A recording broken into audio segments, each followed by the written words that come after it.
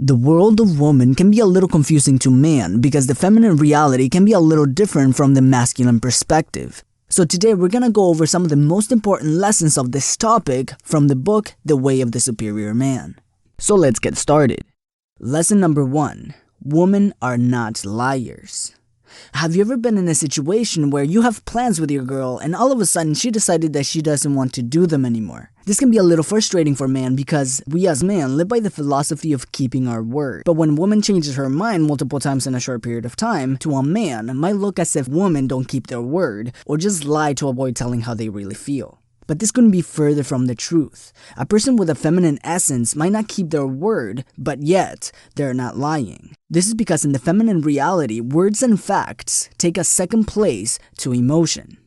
A feminine person does not lie because they are telling the truth of how they are feeling at that exact moment. In many cases, the way she feels might not even be about the matter in hand. For example, if you ask your woman, "Do you want to go to the movies?" and she says, "Not really." But then you walk up to her, you look her in the eyes, you spin her around, you tell her how beautiful she is, give her a kiss, and then you look at her and say, "Let's go to the movies." And she says, "Okay."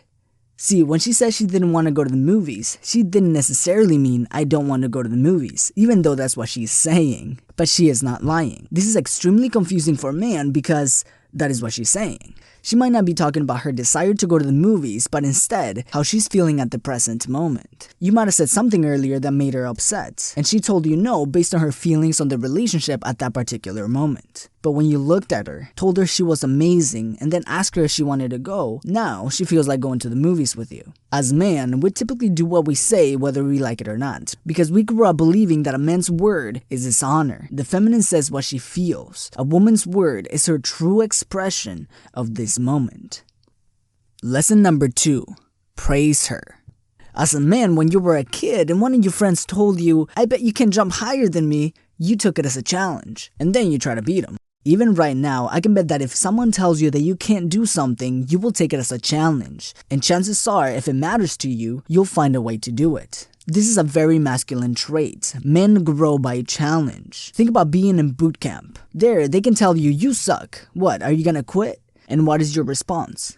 Fuck no. The challenge infuriates you and fuels you with masculine energy. You want to crush those challenges.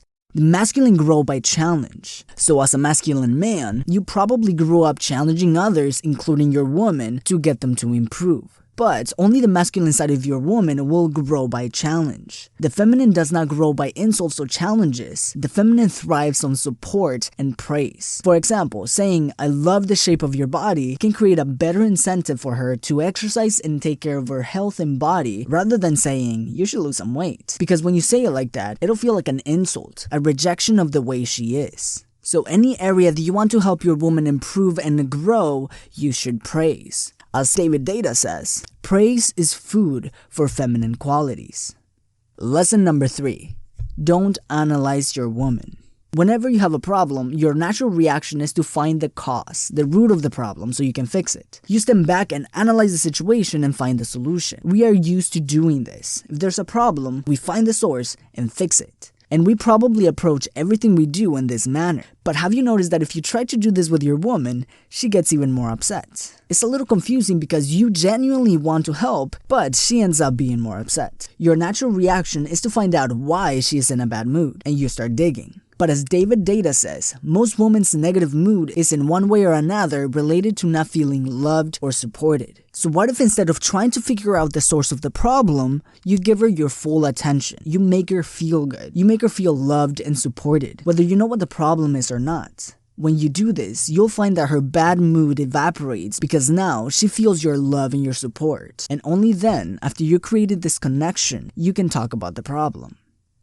Lesson number 4. Don't force the feminine to make decisions. If your woman asks you, "Which shoe should I wear today?" what is your response? Do you say, "Whichever you want," or do you say, "I really like the red ones"? The reason why she's asking is to get your opinion, but also to test your decisiveness, which is a very masculine trait. If you want your woman to show you her feminine side, you have to show her your masculine side. If you don't show her your masculine energy, she will begin to depend on her own masculine side more than yours. And as a masculine person, this won't feel very good for you because she will trust her own masculinity more than she does yours.